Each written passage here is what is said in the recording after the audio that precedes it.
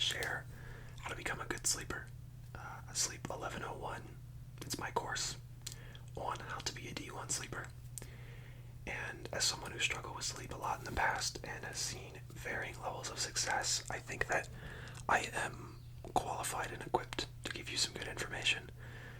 Now, I'm not a doctor, I'm not a substitute for your primary care physician, but, I do have some good insights from research that I've read, things I've observed, and other things like that. So, I'm really just here to help you guys out, and I know that a lot of people who watch ASMR perhaps watch it to sleep, and so these things can be an addition to your already ASMR-filled routine. And so we're going to get right into it, and I have a Dumbledore wand from Harry Potter to be my pointer for the video. I will try to point backwards while looking forwards. Alright, ready? This is the course by Mr. Moonpie, as we can see. So, slide 1. Now, why sleep? That's a great question, Mr. Moonpie. Why would you ask us that? Well, I'll tell you. Because you are human, and humans sleep. Obvious, right? Okay, so we need sleep. Now, we're going to go ahead and get into a complication. So, a complication that many of us may run into when it comes to sleep is that sunlight is a requirement for our sleep to be calibrated. So, just like you used to calibrate the Wii remote as a kid, or your teacher used to calibrate the smartboard, and every kid in the class wanted to do it, if you guys had those, so too we must calibrate our sleep. And in order to calibrate our sleep, we need sunlight. And we need sunlight at the beginning of the day. We need the blue light wavelength. So a fun fact is that blue light is the highest at sunrise and the lowest at sunset, which makes a lot of sense. Like they say, don't get blue light in the evenings, it pushes back your sleep schedule. Well, here's why. By design, we were designed to get blue light in high quality, high volume, high concentration in the mornings. As the sun rises, the blue light concentration is literally at its peak. And throughout the day, it decreases. So, you want to get outside as early as possible. And if you're a late sleeper, if you sleep into the afternoon, it's definitely going to be more challenging, not impossible, to set that rhythm of yours. So, it's very crucial that we get the most blue light that we can in the mornings. It's not bad for you. It's needed. And the least blue light in the evenings. So, the sun naturally does that. We don't need technology or artificial light in order to, function. When the world was first, imagined, it did not have these things. So these things are not in the equation here. It's simple. You get the sun sets your rhythm, then you go to sleep at night. So, here's reasons to go outside. Why do you need sunlight? You need it for vitamin D, but we can take vitamin D, right? Well, the sun stimulates the production of serotonin, which you've heard is the happiness chemical in your brain, the neurotransmitter that is, boosts your happiness, and it makes you actually cognitively sharper. It lowers, in general, the sunlight lowers stress and cortisol through the production of these molecules and other things, but serotonin also makes you more confident. It boosts your self-esteem. The sunlight also boosts your dopamine, so it boosts that dopamine of yours, and it regulates norepinephrine. So there's norepinephrine and epinephrine. Both are similar but different. Norepinephrine is related typically in my brain to emotion, is my knowledge. But having it in proper levels, regulated, improves focus, emotional stability, sleep-wake cycle, and physical performance. Norepinephrine is related to the fight-or-flight response. It's produced when you are in a state of stress, along with obviously cortisol and other things, but norepinephrine's not bad. Norepinephrine's good. It helps you stay alert and awake, and so it's good to get outside and regulate the production of that. Dopamine and serotonin, all of which are going to increase your quality of life, and there's much more things beyond that I did not list. So, serotonin. We mentioned serotonin. The serotonin molecule. What is its role in sleep? It has a crucial role in sleep, and so we're going to move on to the next slide and talk about that. So, serotonin is converted into melatonin, right? And you might take melatonin, and melatonin, most of us know melatonin is somewhat, at least you have a baseline understanding that it's involved in the process of falling asleep. It makes you sleepy, and you kind of exogenously or taking a melatonin pill can make you more sleepy, and then also increase or decrease, the time that it takes to fall asleep. So many of us take melatonin supplements to, get to sleep. Often is the reason. It usually increases the quality for at least a little while. But anyways, serotonin is vitally important to sleep quality as well. It's involved in many of the cycles of sleep, and it's deeply rooted in your sleep quality. So it influences the onset. So onset is when sleep starts, and duration is how long you are asleep. So okay, so here's I'm connecting the dots here. So we first said that sunlight stimulates serotonin production, right? And then we said that second, that serotonin is the precursor for melatonin, which is interesting. So the body takes, or the brain, the body, whatever, converts serotonin to melatonin. So what happens if you don't have adequate levels of serotonin? Then your melatonin is going to suffer as well. So one of the most controllable ways that we can boost our sleep and have more duration, and also, more duration, better quality of sleep, make sure that the onset is right, like you're getting to sleep at the right time and all this, is to get sunlight throughout the day, right? You want to get sunlight in your eyes, not looking directly at the sun, but in the direction of the sun, getting sunlight onto your face so that it can go into your eyes and then, increase the production of these chemicals, neurotransmitters. So, especially in the morning hours is important, as I say at the bottom, because of the blue light concentration in the mornings and how that's going to then set your sleep rhythm. The blue light, let's see, what did I say next? What else sets our sleep in motion? I'm just going to go on a side note really quickly just to explain this in more detail. So, blue light and the sunlight in the morning is enough to tell our brain, hey, it's time to wake up, it's time to get going. And then the clock sets. The clock sets for our melatonin to be released at a certain time. It's just the natural way that things work and are ingrained. The way the system works is sunlight says, okay, it's morning. You go outside, you show your brain that it's morning, you stay out there for a little while, and then, in the evenings, you go outside and you say, your brain is able to detect, it's not a perception thing, it's literally just the light quality as it goes into your eyes. In the morning is going to be a lot of blue light, and just the concentration and the wavelengths of the light is going to tell your brain, hey, okay, it's morning. It's not like you're looking at it and you're like, okay, brain, it's sunrise right now, so you need to remember that it's sunrise, it's time to wake up. No, this is an automatic process. And so the same thing happens when it's bedtime, right? And it's the evening. So I go outside and usually watch sunset, because that quality of light tells, my system that, hey, it's time for sleep. Or it's at least time to wind down, right? It's the end of the day. So those are two things that I would recommend doing. Sunset and sunrise and sunset, but it doesn't have to be sunrise exactly or sunset exactly, just in the general time. And if you wake up a couple hours after sunrise, that's okay. Just get outside literally as quickly as possible. That's just my advice if you're struggling with sleep. But what else sets our sleep in motion? So we know that sunlight is very important. So what else can we do?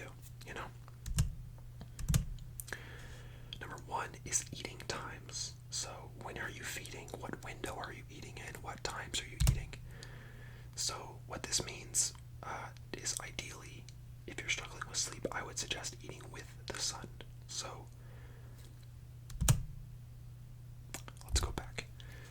So the idea here is that you want to anchor your circadian rhythm, which is essentially when all of your cells are going to be active and awake.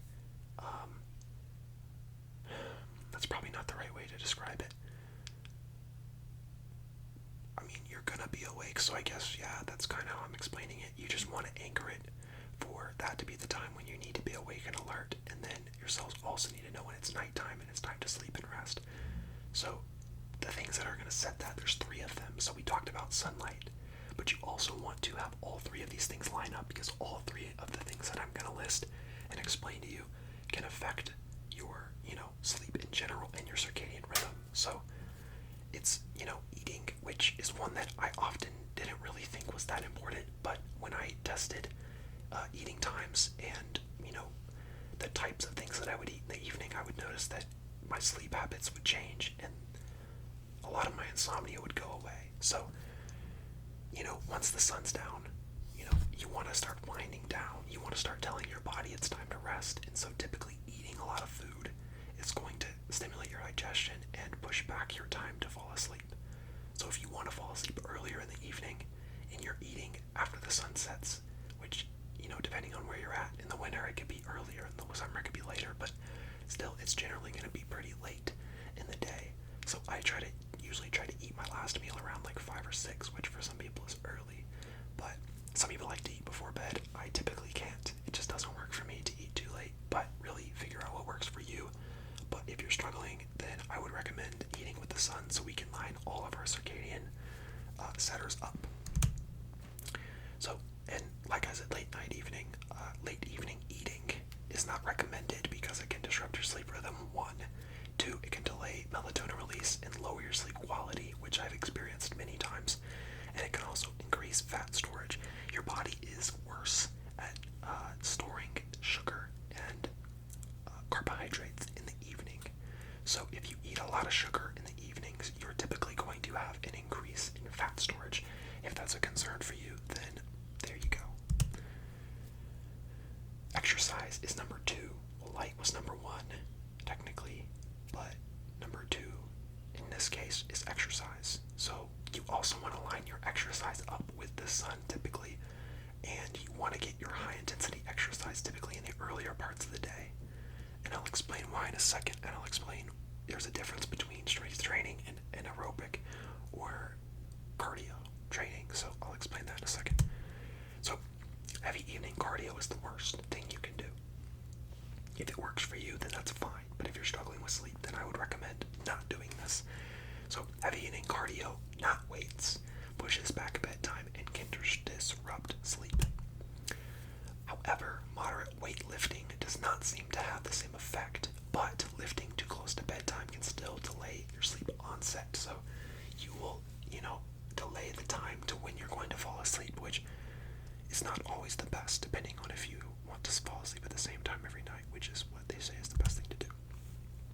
So, however, as well, moderate evening weight training, which I sometimes do. I actually lift in the mornings these days, and I try to get my cardio. Usually I play basketball in the mornings, but moderate evening weight training can potentially improve sleep quality and duration. I have noticed benefits of moderate evening weight training, but I genuinely, once again, generally would recommend morning exercise, but that's just me.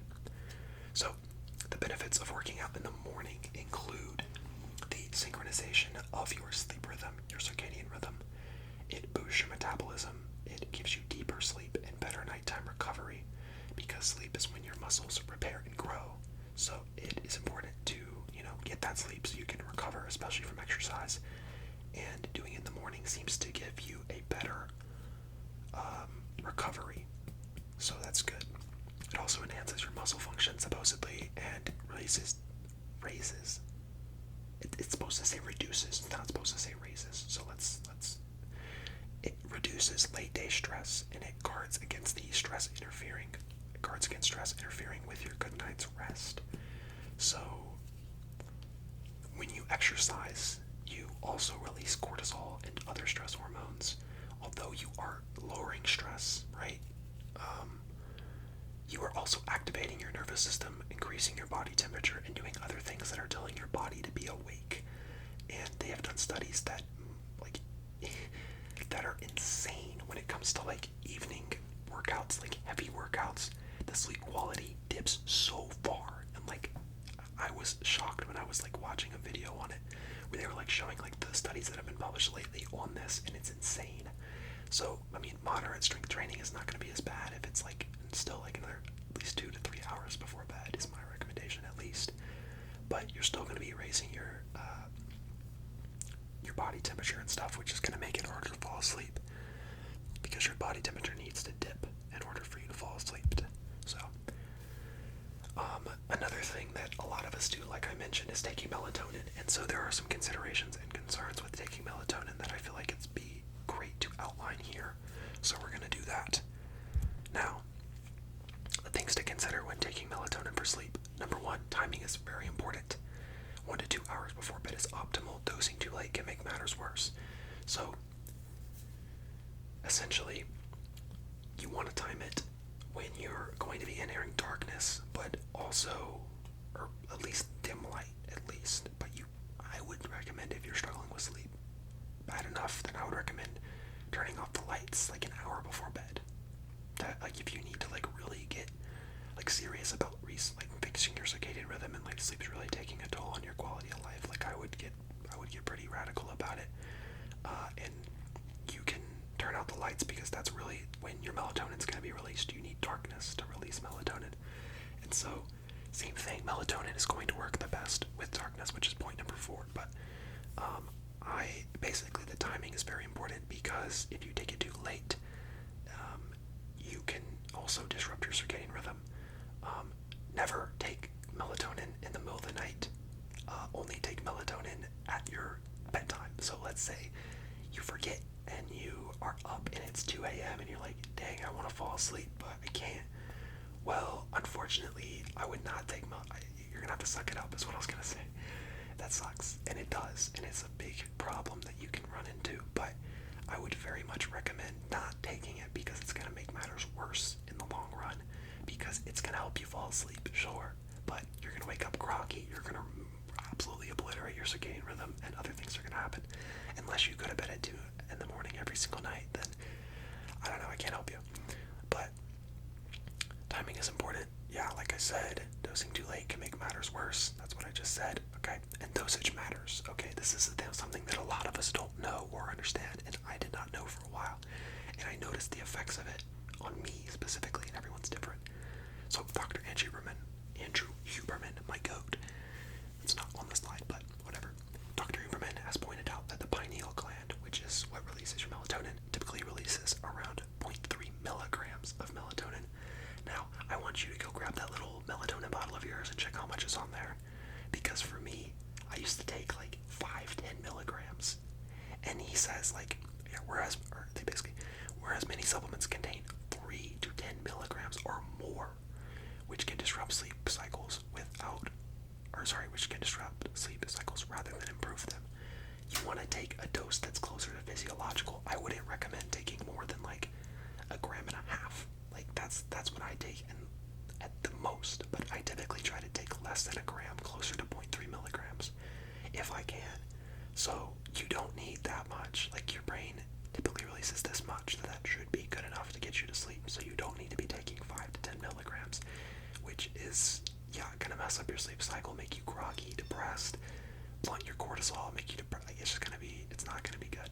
You want that cortisol to go up. You don't want to be like unbelievably depressed the next day. People talk about like melatonin hangover. That's essentially what it is you've taken too much, or you took it too late, and now you're feeling the effects of like an effed up circadian rhythm. So also, it's not well regulated, which is crazy, because I read that they can have, and Huberman also said this, like melatonin supplements can have like either like 15-20% of what they list, or like 500% of what they list. They're not well regulated enough and not checked enough for us to know how much is actually in there. So you could be thinking you're taking 1 milligram and you're taking 5, or you could be thinking you're taking 5 and you're getting 1. So you don't really know all the time. And I'm sure some brands are better than others, but they checked a lot of them and found that this was not the case, and that they were not well regulated. So moving on to the next point. Sleep consistency is crucial. So being disciplined about going to bed, not sacrificing a good time, or not sacrificing your sleep for a good time if sleep is important to you, because you can always have a good time the next day. And just being disciplined about it, and delaying the gratification in a lot of ways, or just putting that phone up and just doing what you know you should do. It can be hard though. It's definitely not easy to. There's just a lot of distractions, and sometimes it's hard to like find ways to wind down and stuff. And so you find you get fun opportunities sometimes to go out, and people want to do things in the evenings. But once again, it's up to you. It's totally up to you. No one's sitting here with a gun to your head telling you have to go to bed. It's just like if you feel like it's affecting your life in ways that you it's decreasing your quality of life, and you're just not able to be yourself, or whatever it is, if your anxiety or depression are getting worse, then I would recommend just being really disciplined about it for a period of time and figure out whether it's more important to you to have a good time, which is okay. And I'm not saying that as if that's the right or wrong thing to do. You choose, not me. Don't let me choose for you. But yeah, whether it's you'd rather sacrifice your sleep for a good time or you'd rather get your sleep and, feel better the next day instead. Up to you. So, my best supplement recommendations for sleep. So the first one is going to be L-theanine, which is the amino acid in green tea that gives it its relaxing nature, and essentially is why people suggest it if you get jitters. When you get caffeine, it's a little bit more mild, and theanine gives that effect. But they also have extracted theanine to be in supplement pill form that you can take, and I take 200 to 400 milligrams every night, and it helps me fall asleep better, makes me more relaxed. It boosts your dopamine, serotonin, and GABA, which GABA is responsible for a calm feeling of the mind, more like tranquility, bliss type feeling. Well, bliss is more serotonin actually, and dopamine obviously is pleasure, reward, relaxation, all those things. So boosting all of that is helpful. Theanine plus magnesium is an even more powerful combo. If you're going to get magnesium, don't get magnesium oxide. You want glycinate, citrate, or threonate, L-threonate. And magnesium is involved in relaxation of the muscles. It's supposedly involved in GABA production and GABA synthesis, I guess, production. And it helps, it really helps your mind and body relax and is necessary for sleep. It is a mineral. And then melatonin is on here, which is good for sleep in the short term, especially for jet lag, sleep disorders, etc. Things along those lines would be recommended to use it for. I take melatonin when my circadian rhythm gets off, i.e. jet lag, and you can self-jet lag yourself on accident by, staying up too late or, having lights on too late as well, all the things, or eating too late as well. Any of these things, like exercising, blah, blah, blah, can all, give you that jet lag that you would get if you move time zones. And then chamomile, which is chamomile, which has the key component, apigenin,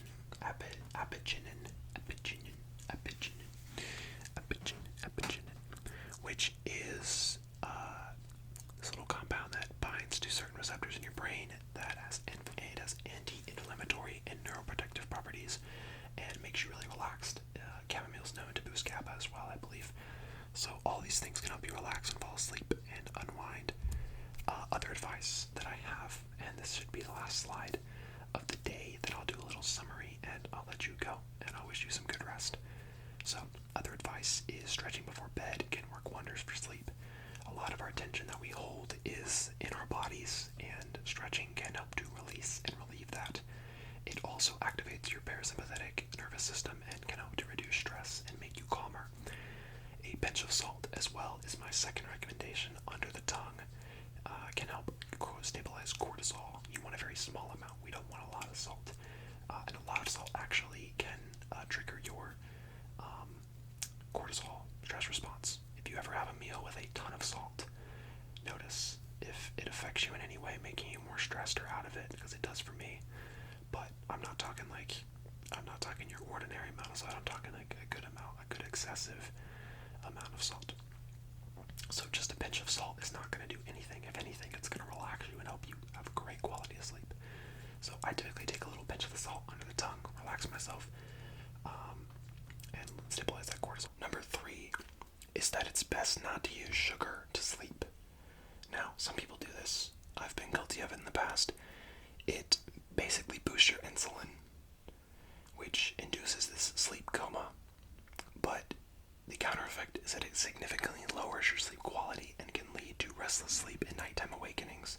So yes, you can fall asleep by eating a bunch of sugar, but no, it will suck and you'll feel just as bad as if you didn't sleep. And you might wake up too, so not the move.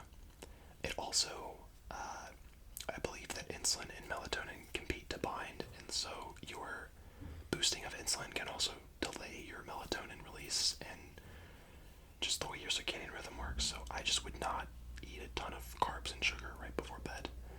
And that's just my recommendation. So, number 4 is, self-explanatory, but keep the room dark or use a sleep mask.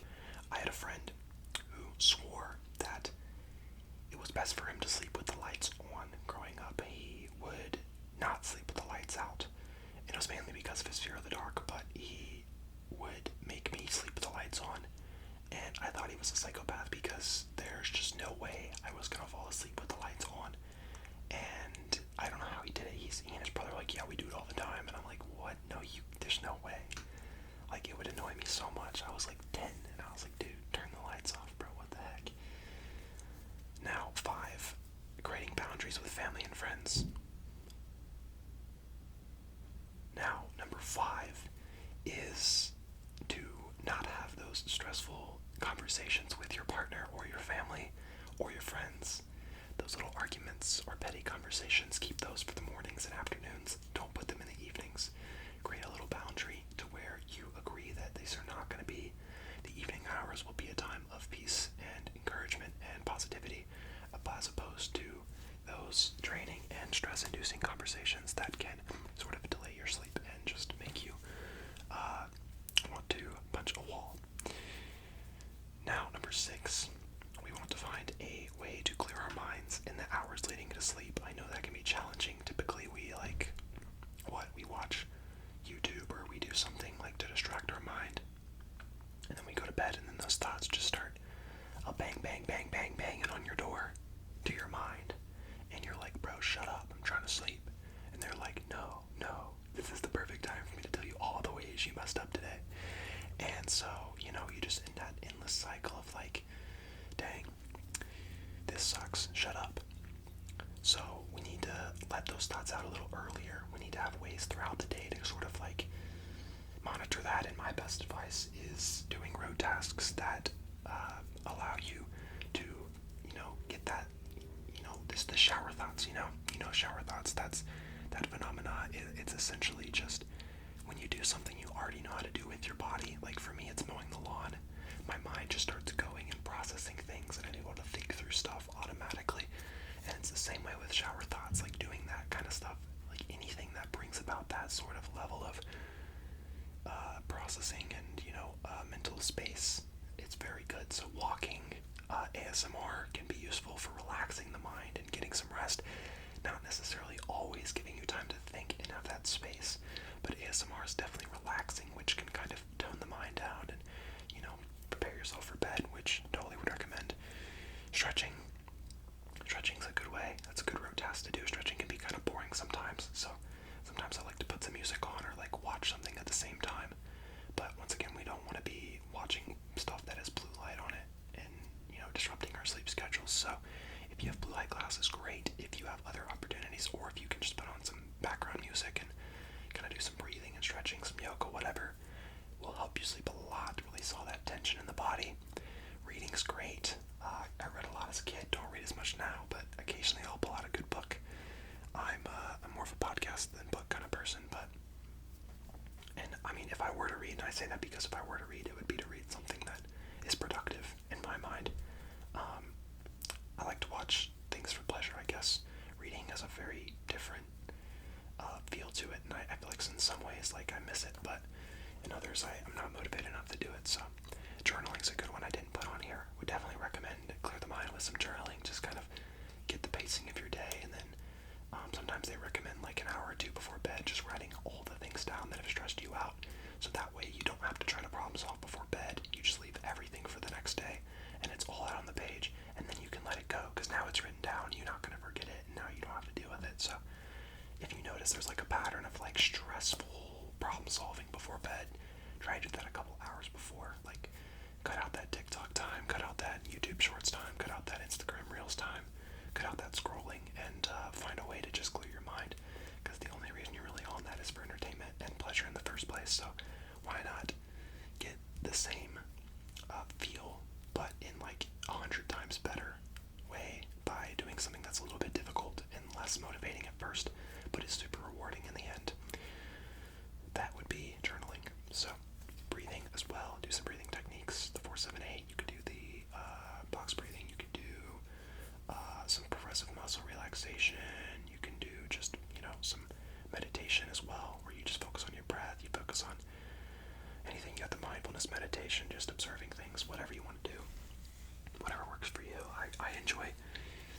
I just enjoy meditating where I retain focus on one item, but not so rigidly to where like I'm forcing myself to focus. It's more like I let myself, drift away, and then I bring myself back when I notice, and I don't like jolt myself back. It's like the calm, like, okay, recognition that I've distracted, or my mind's going, and then you bring yourself back to whatever thing you're observing or feeling. Or I like to just observe the way my breath feels and try to notice it the complete way in and complete way out, and continue to bring myself back. It just really, it's weird. I like brainstorm at the same time. It's cool.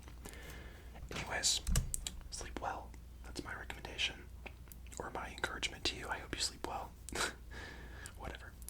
And so I made this for you guys. Wanted to spread some knowledge and wisdom that I've attained, and carefully categorized and put into a PowerPoint for you. So I hope this was helpful for anyone. If one person this helps, then love you guys. Love you specifically, whoever this is helpful for. I love all of you, no matter whether this is helpful or not, but I'm doing this for you guys, so.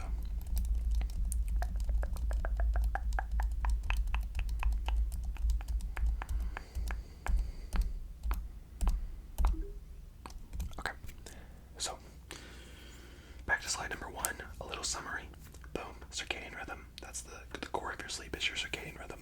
It's the thing that keeps you running. It's the thing that needs to be taken care of and carefully calibrated in order and kept and consistent in order to see sleep improvements and consistent rest, and will boost your quality of life and all of that.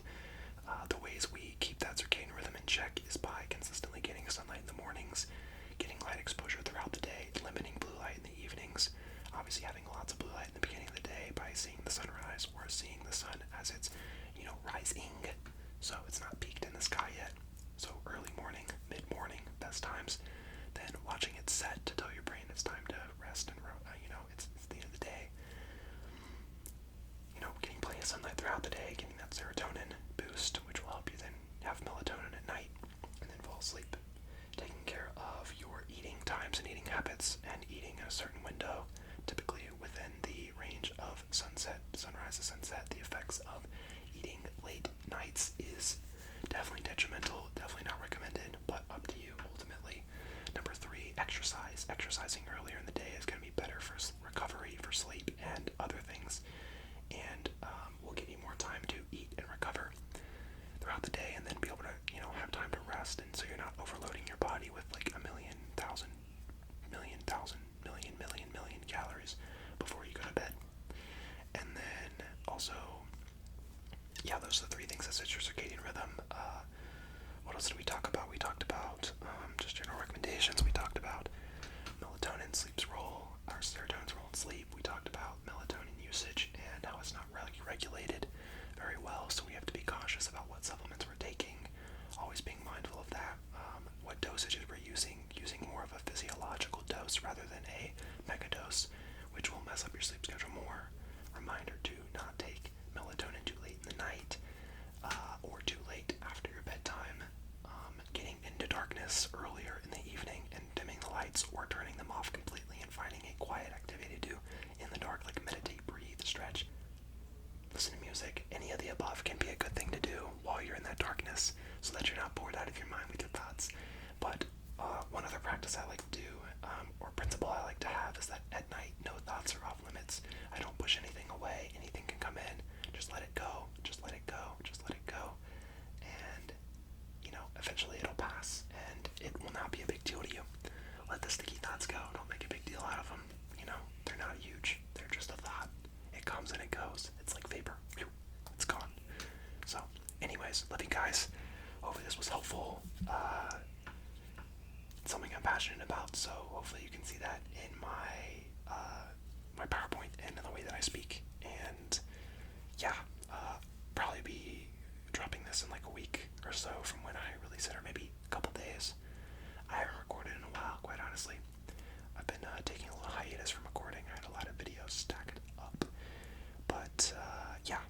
eat some dinner, and I will see you guys soon.